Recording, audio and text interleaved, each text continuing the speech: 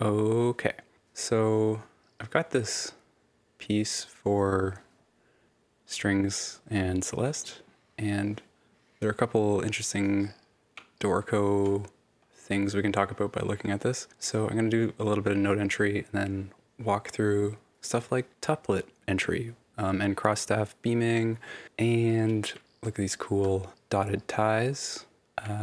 We'll see more of that. So yeah, this work isn't quite yet in the public domain where I live, so if you hear sirens in the background, that's why. Okay, so first things first, we have this Celeste, aka Celesta thing.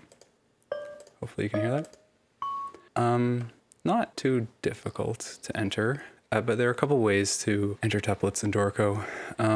First things first. So notice these are 30-second notes. So we're gonna hit 3 or click up here. And there are two simple ways to do this. I'm not sure which one I would prefer, but let's go with this. And I'm just gonna enter a bunch of random notes for now on the piano down here. So first way,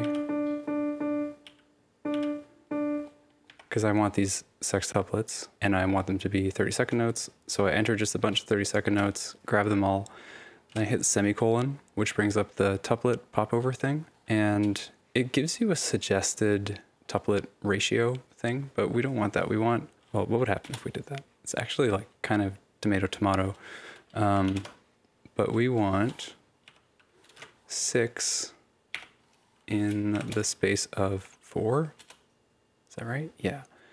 And that gives us this sextuplet thing. Now, one kind of difficult hurdle with tuplets in Dorico, which has pros and cons, is it's a little more complicated than in Sibelius, and it took me a little while to get used to. Like in Sibelius, you would just, well, I don't know if you can do it retroactively, but let's say we had this. Oh, that stays. So we have this, and we want to enter a sextuplet. We would just do Command or Control 6, which I don't think, yeah, that doesn't, yeah, that's not what we want. And then you would go ahead and write the tuplet. So, and if it was a triplet that you wanted, you would just do Command 3, or a quadruplet, Command 4. In Dorico, you have to express tuplets as a ratio always, which if you're not used to doing that, it feels like you're doing math and is weird. So in this case, well, let's say we wanted to do something different. I wanted to do 4/8, like a quadruplet on the second half of the bar. I would have my eighth notes ready, hit semicolon, and I can't just do 4, that won't do anything. I have to do 4 in the space of 3, and that gives us what we want. Ooh, pardon me. So I had to think for a sec to think, okay, wait a minute, how many? So I want 6 30-second notes, and we're in 6/8, so that means there are 4 30-second notes in every beat, so it's, the ratio is 6:4, which is also weird because that's the same as 3:2, and you know, you feel like you want to do like a lowest common denominator thing, but it's 6:4, and that works. Now, what happens if I repeat that? Good. Oh, does it keep going? Interesting, so R doesn't work for that. Cool. The nice thing, well, one other kind of feature with this is if I was in note input mode, what happens? Okay, so interesting, so that didn't work. Weird, okay. Let's back up. I'll try to show you what I mean here. So if I start entering notes with the tuplet thing, 6, which by the way, instead of 6:4, you can do 6:4 as like a little time saver. Now I start entering, and yeah, okay, so if you're still in note input mode after having done the tuplet thing, I guess it's if you have this tuplet thing highlighted, then the tuplet, you'll keep writing tuplets. I wonder what would happen if I switched note values though.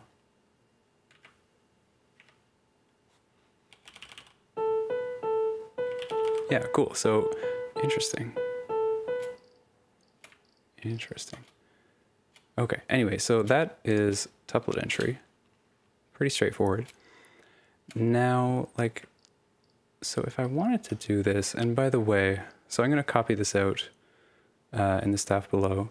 By the way, this is in a different clef.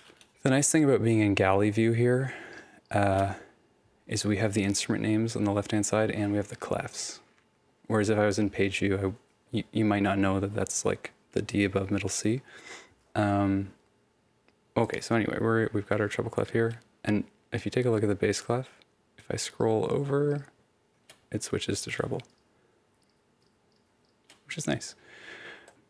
Okay, let's see. So I'm in note input mode. I'm in my 30-second notes. I activate the tuplet, and then we have note entry.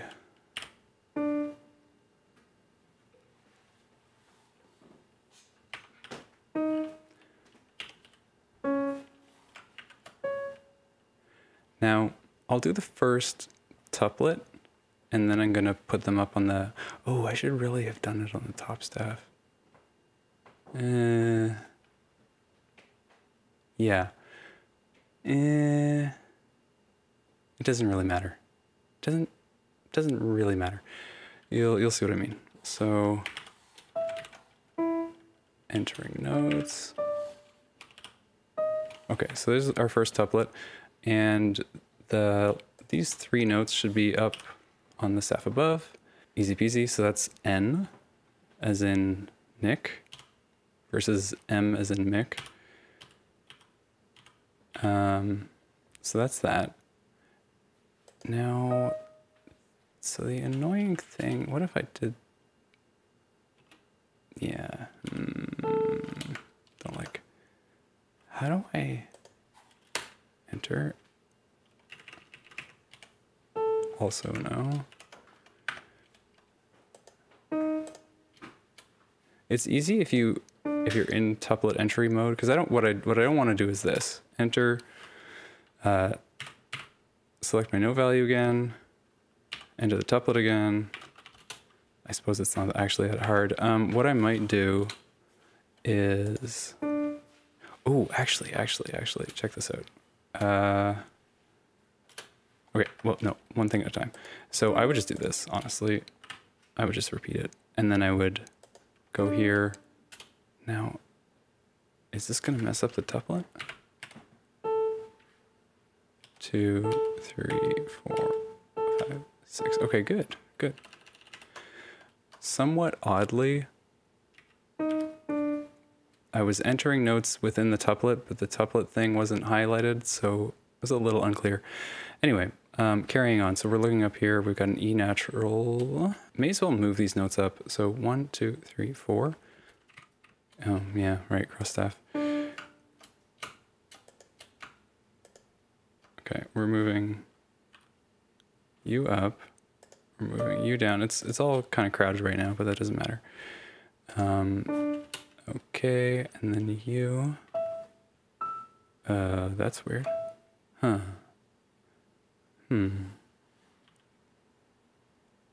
Right, I guess because I'm in the bottom staff. Oh, that's weird.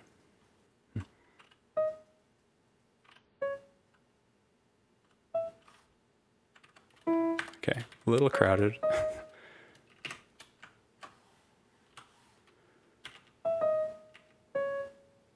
I don't want flat.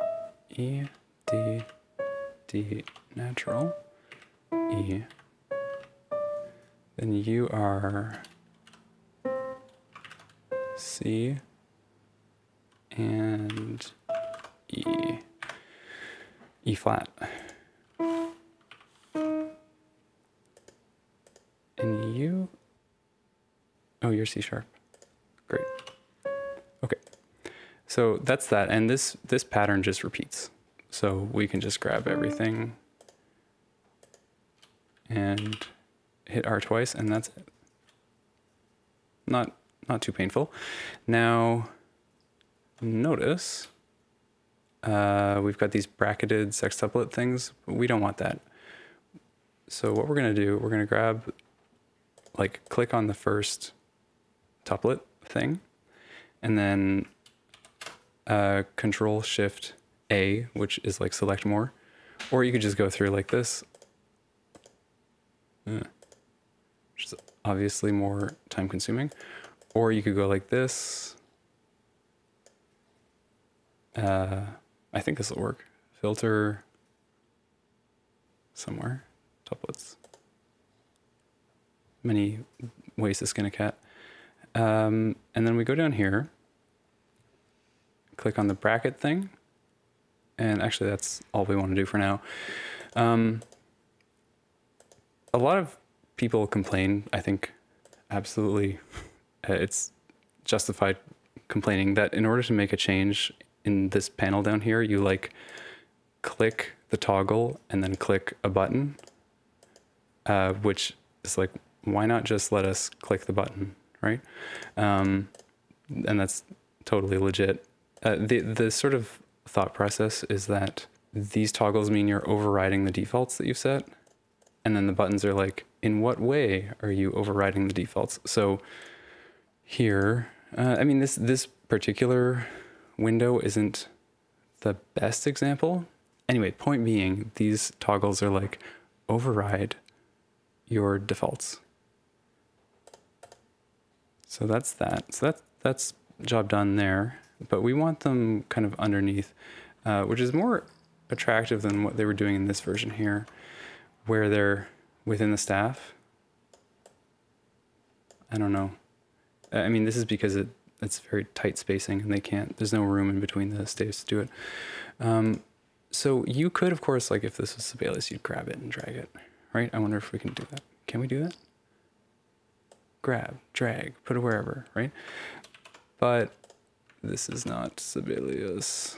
So what we're gonna do, we're gonna do the same thing. Select, whoa, no.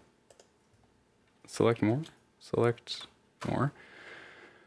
And again, we go down here somewhere, placement. Yeah, okay, so we tick this box, or this toggle thing. And then we have a bunch of options. This is presumably above, yeah, below. So we could do below, and initially I thought that's what we wanted, below. But that just puts it below the staff. We don't want that. We want it like in here. So check this out. This is cross staff above, and this is cross staff below. I wonder what happens. It works, kind of. I want to do below because the version that I'm basing this off does below. And that looks good, except for here. Okay, so there's usually a better way than just dragging something. So here we go. Again, same panel. We tick this, center, rhythmic. Interesting. Actually, we better do it for all of them. And in this case, it seems to put the number at the midpoint, like at the, the fourth beat of 6, the fourth note of the 6, which makes sense to me, and I think it kind of fits. Let's undo that and see what happens. Yeah, so you can see here they're in the middle of the beam, which looks good. Oh, what? Except for you.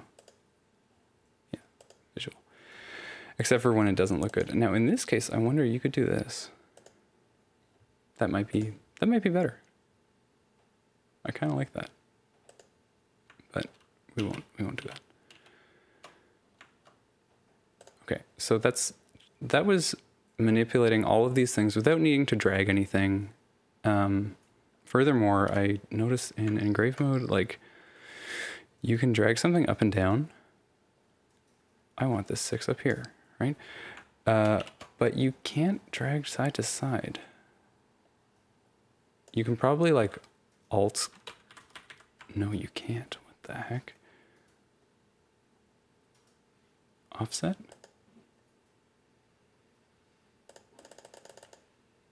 Crazy. Oh, wait, here. X? Yeah, so I don't know why. I don't know why this is the case, but I don't know. Maybe it has something to do with the fact that we've hidden the bracket or something. We don't want this. None of that. And yeah, okay. So that's good. One other thing. So if you take a look, well, two other things. This is the one I've pre-made and it's exactly how I want it. Notice the beams are split every other tuplet, and that is not the case here, because actually this is kind of, I think, how it should be done, because we're in 6, and so you split everything at the half bar here. But we're gonna go, you know, based off this version. So we click here, and actually here.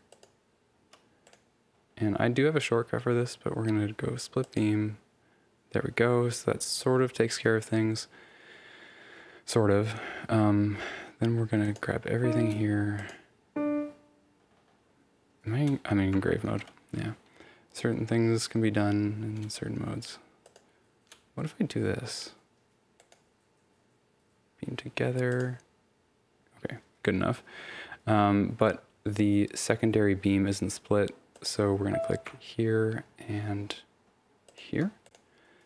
Beaming. Split secondary beam. There you go. Okay, so that's that. Now, the piano doesn't actually play this part, so goodbye. Okay. Oh, also, this is not the default. So this is this dynamic here you can't see because of the bar numbers, but there it is. So I had to manually position that. So I'll show you. Entering dynamics is a little weird on cross-staff stuff, so we'll talk about that in a sec. We'll talk about it now. So if you enter a dynamic in like a grand staff instrument, like piano or harp or whatever, you should generally enter the dynamics on the top staff, and that way it'll be centered. But there's nothing to click here. We want it right at the beginning of the bar, and we can't click. So click here, press enter. Oh, right. Whatever. Okay. And then Shift D, piano. So that puts it in the center, but unfortunately there's a collision. So you're just gonna go into engrave mode and drag it. No, don't do that. Right. I bet you could do that in right mode. Maybe? That's another whatever. Maybe offset? No, you cannot. We'll talk more about dynamics in a sec. So going over to our document here. Now, if you know the piece, this part is just a repeated pattern. And even though the time signature changes a bunch, it's just playing the same thing over and over, which should be relatively easy to do, except I'm a little bit worried about this thing here. Here the tuplet goes over the bar line into the next bar. So we'll see what happens. What I would do,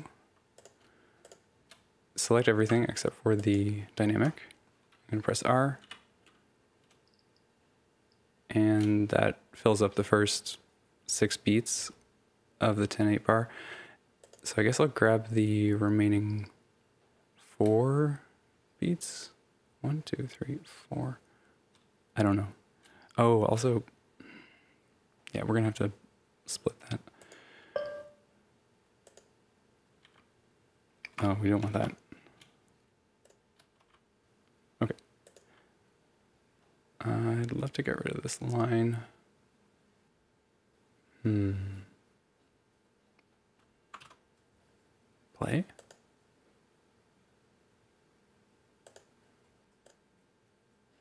Hey, okay, cool.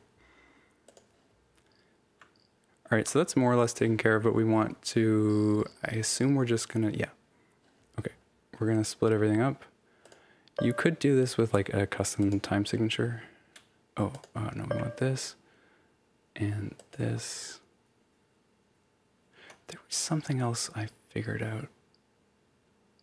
So we could do it manually like this. Beaming, split beam, and then we'd have to beam that together. But I think actually, so since I split these beams manually, I think that will carry over if I just repeat this. It didn't. Oh.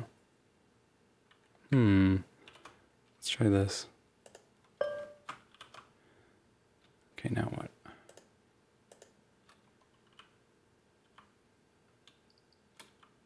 Interesting. Oh, what about this? So I'm going to split the beam here. Splitting the secondary beam. Okay, then... yeah, cool. Okay, so that carries over. Great. Okay, easy peasy. Then... so for the 9/8 bar, okay, what would happen? Let's see what happens if I just select this entire thing and hit R. Hey, okay. Cool. So, is that exactly what we want? Is that the D sharp? That's exactly what we want. This needs a flat. Why is there no flat? Oh. Why is there no flat?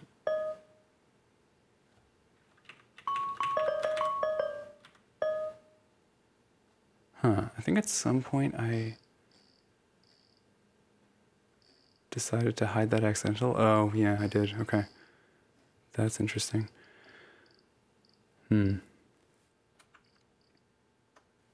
Yeah, arguably you would want these E's to actually have their flats because this E is natural and they're wait, no, that doesn't make sense. Yeah, arguably, I don't know, I would make it flat.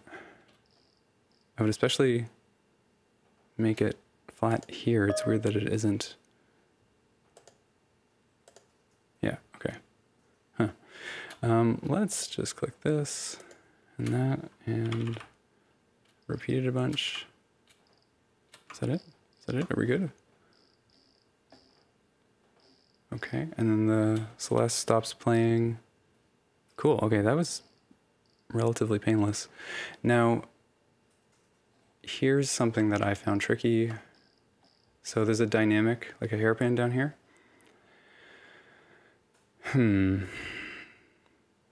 So it starts up at this E up here.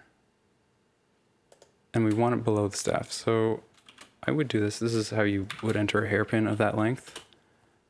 Okay. And it is in the middle, which is obviously not what we want. So I'll cut to the chase. What you want to do is use the key command Alt or Option M.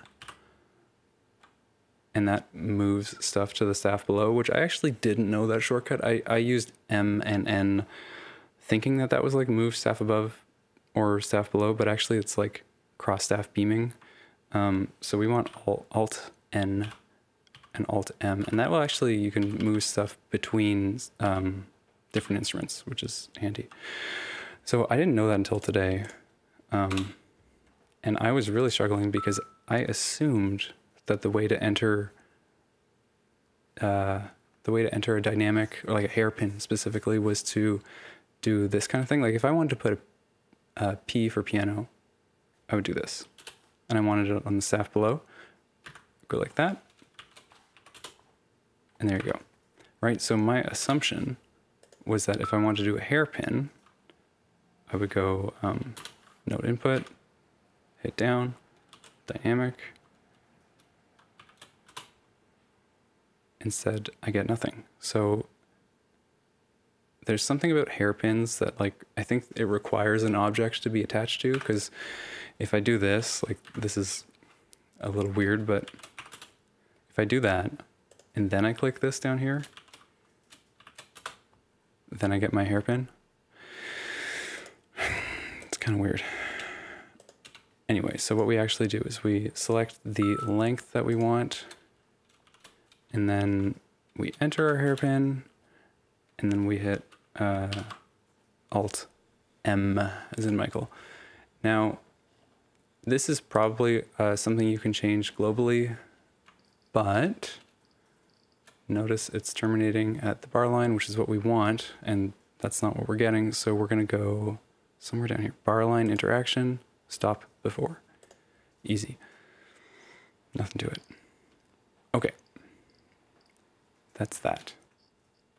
So let's do some of this dotted slur business. Oh God, and also the harmonics. That's going to be a pain, I think. Okay, dotted slurs.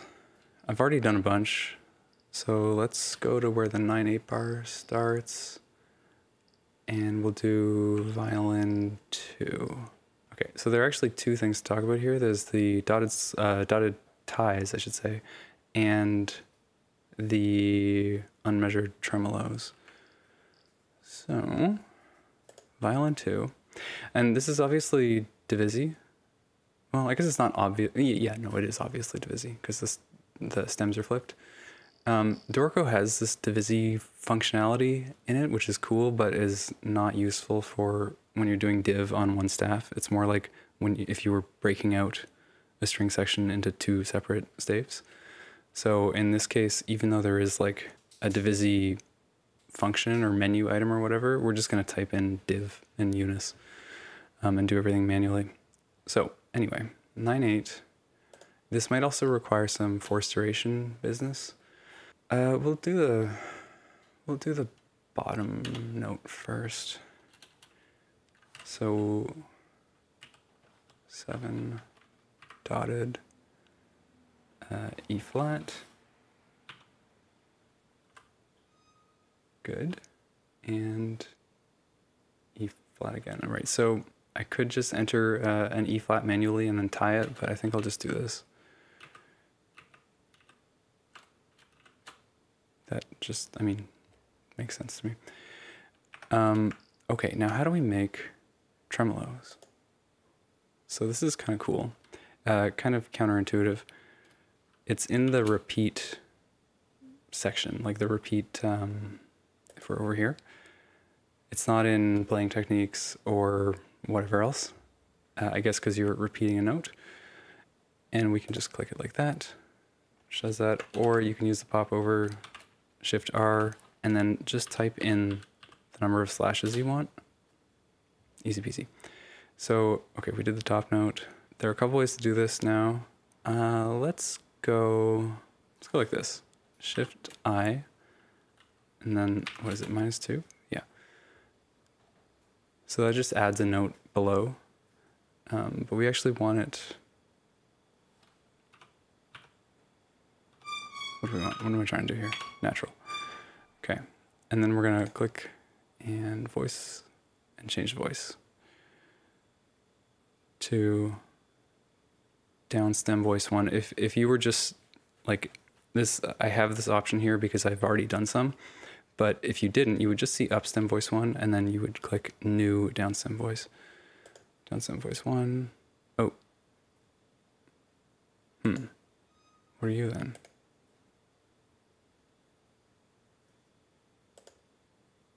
There we go. Okay. Good. And they're both tremolo. Okay, now for the dotted tie thing. Let's see what happens. So I've got the tie selected. In fact, I just have the note selected. And this tie panel is available to me. Click style, dotted. Now that should work. I ran into some issues with somewhere else in the piece, but pretty easy. Now, are they both tied to the next bar? Yeah, it's identical. So we can just do this, click the whole bar, hit R. Now, how would we do this? I wonder, click everything and just press T. Okay, that worked. Now here's the issue.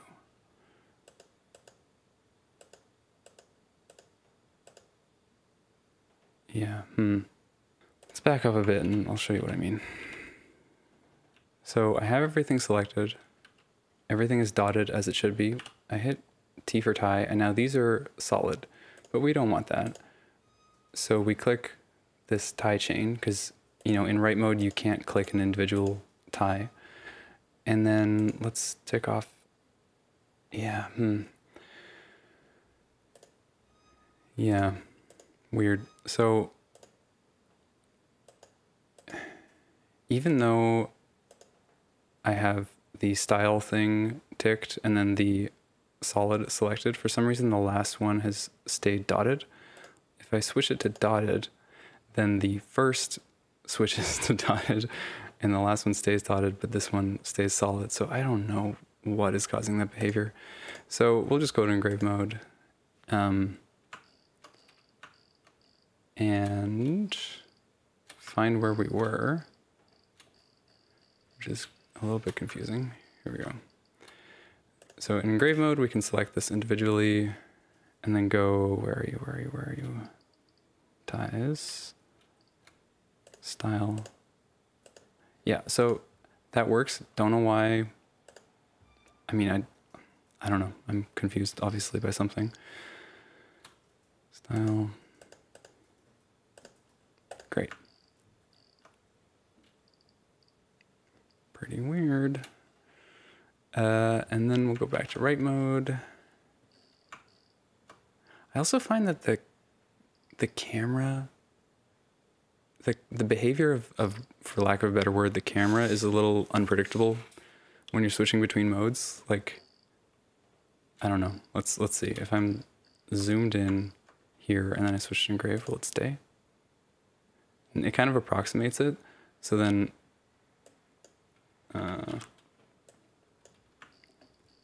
when I zoom in here and I switch back, I have no idea where I am.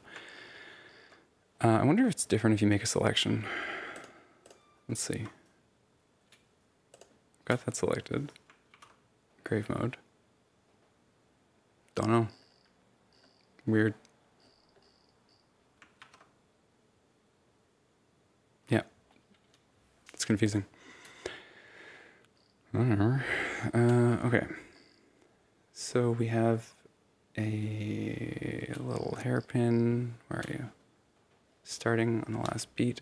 This is another thing where people are going to get confused and or annoyed because we want this hairpin. So we would click this, but it's a tie, so Dorico treats it as the same note. So what happens if I do the dynamic? Yeah, we don't want that. So instead, we're gonna go like that. Oh, right, this might not work. It doesn't work.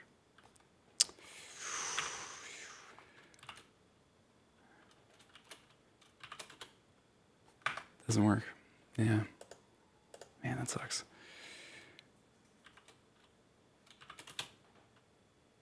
Like, man, that's annoying. So what you might do is this, like copy. I think you can copy and paste in write mode. Yeah, so this is kind of what you want because now these are linked, which again is what you want, but this is one of those things where people are gonna get really frustrated. Okay, carrying on. Violin 2, violin 3. We'll go back to the beginning here. Violin 3.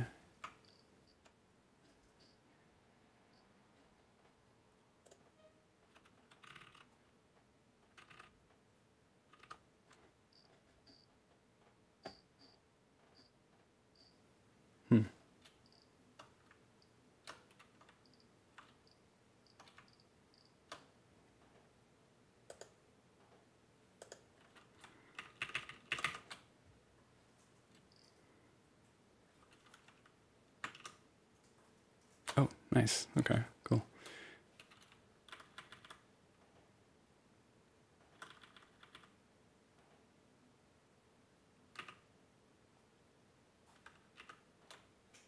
Kind of a weird way of doing it, but that works. Now because this violin just holds the same note. Let's see what happens if I just do this. Please work. Yeah, just the first one. Oh, that sucks. Okay.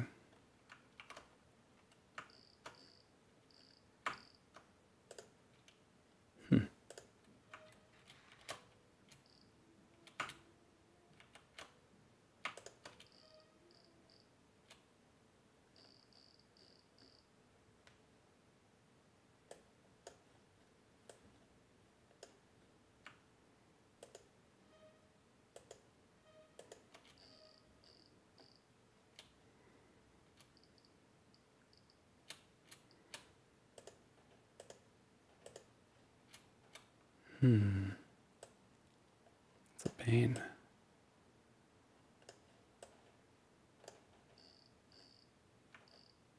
Weird.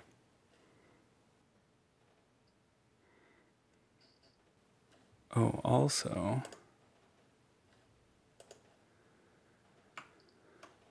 now I'm not too concerned about this because people aren't really going to see this. I'm kind of just doing it to study the score and because I want to hear it. But the subdivision of the bars might be a little weird. Let's look at that 10/8 bar. We have a whole note and then a quarter. Now, how am I going to do this without screwing up the ties? Oof. Oh, that sucks.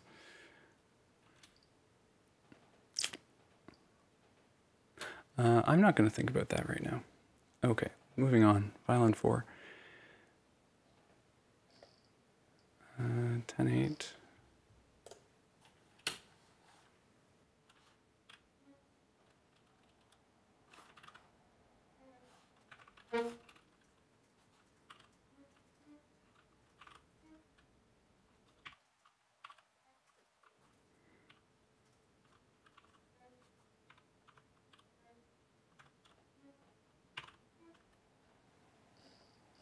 We'll worry about the beaming in a minute.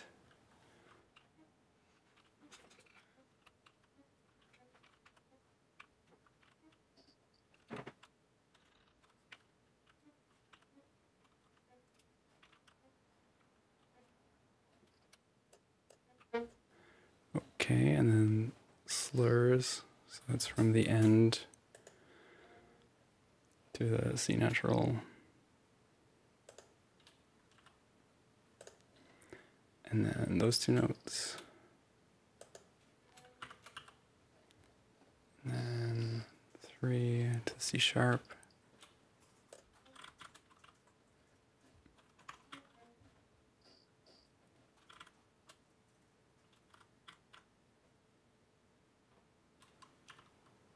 Okay. This is,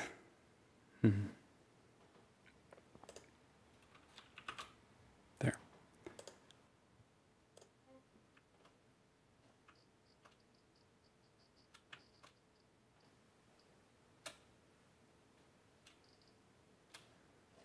Viola in the 9/8 bar. I could just like copy this.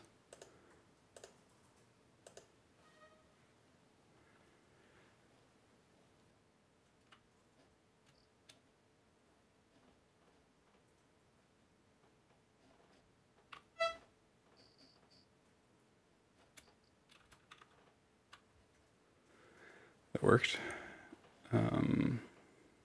And they're gonna go back to that clef. Can I just call it C clef? No. Great. Oh no. Oh, that sucks. Weird.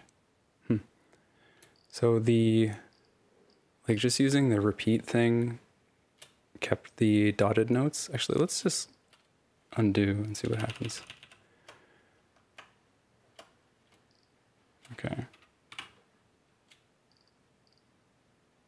Ah, that's so weird.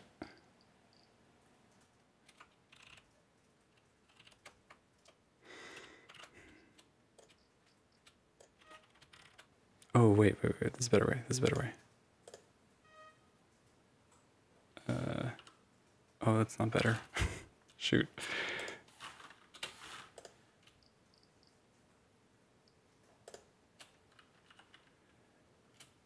Oh, that's so weird.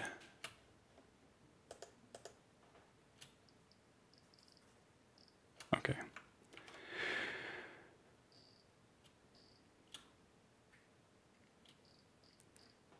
So I tend to prefer to like consult the manual before calling something buggy, but that seems kind of buggy.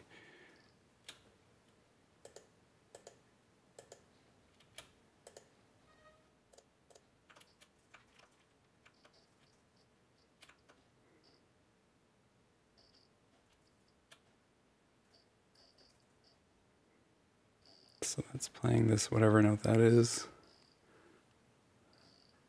till the end. Easy enough.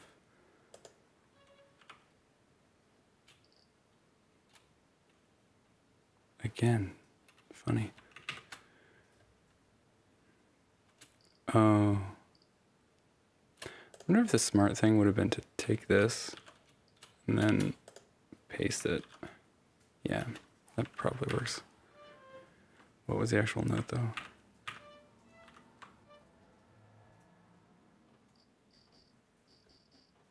Oh no, it's gonna mess me up.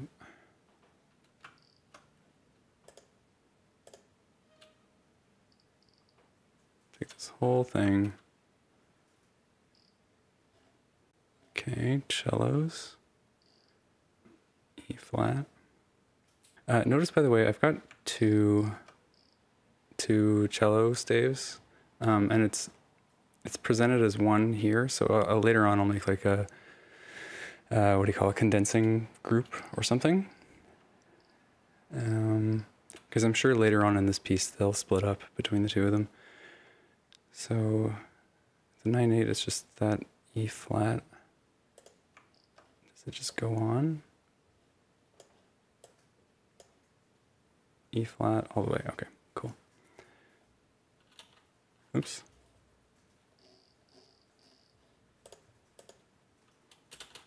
And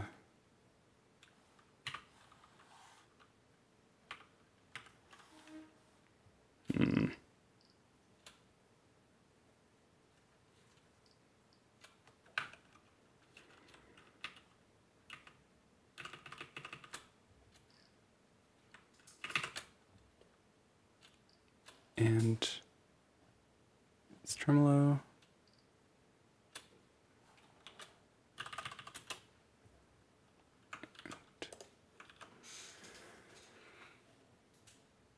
And then for the tie stuff, let's see what happens.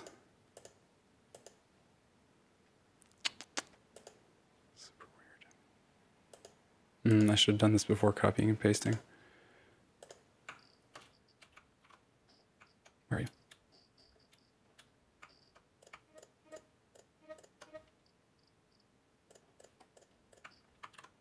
Saving. Okay, so I think the last thing I'll do is this bass harmonic, because I just don't know how to do that. So we'll see what happens. I'm pretty sure. So first of all, this is, to me, a little weird. You've got, it's written in treble clef, which I would say, I mean, I could be wrong, but I would say don't write it in treble clef, just because you're never clear if that's a transposing treble clef like the bass clef is. So it's like, okay, well, what octave do you want it in? Because it's written as a natural harmonic. I guess it's on the second string, and it's an E. So is it like 7th fret-ish on the A string for the E harmonic? Why does it even have a natural sign? There's nothing like this is, I think the bass's entry into the piece. I could be wrong, but oh no. Okay, they're playing earlier. Still. I mean, given that it's a harmonic, it would never be E flat. So I don't know. I find that a little weird. So let's see. I have, again, no idea how to do that. The enter in the 9/8 bar.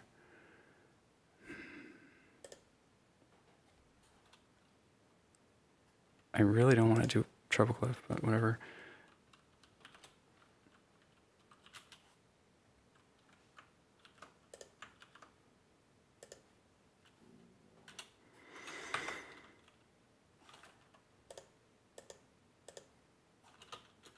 Oh, that is strange. Okay.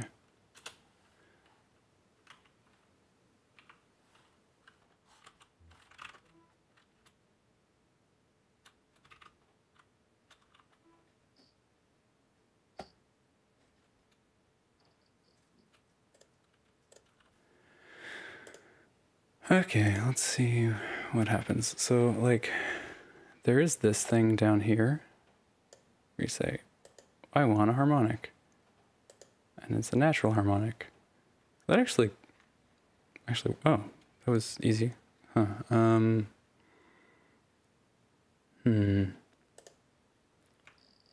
Let's explore what our options are. Okay, we don't want any, we like the circle. Weird. Node. Yeah, I didn't think that would change anything. Placement? Well, we obviously don't want that. What we do want is like the string indication. Don't know how to do that. Let's consult the manual.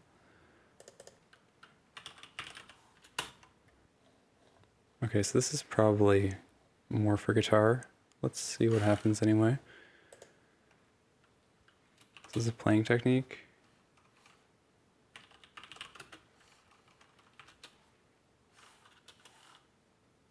Yeah, we don't want that. I wonder...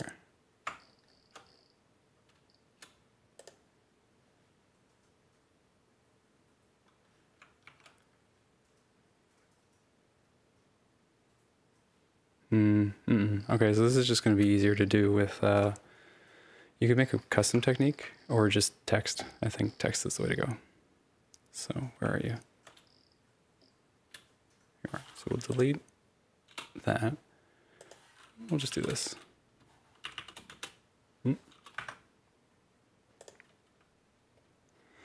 Works for me.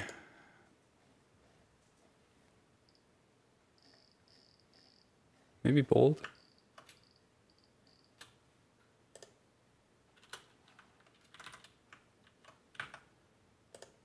Yeah.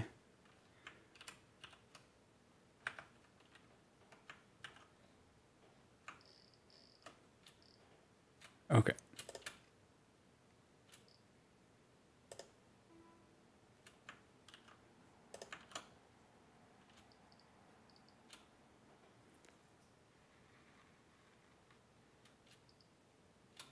Okay, and now just for that dim, I wonder.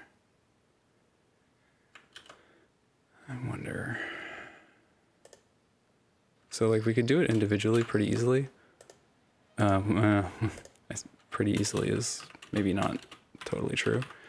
Like this. Yeah, that's easy. I wonder though if you could do this.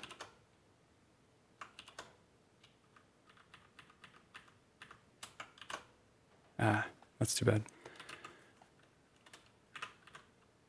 Okay, well, it's not the end of the world.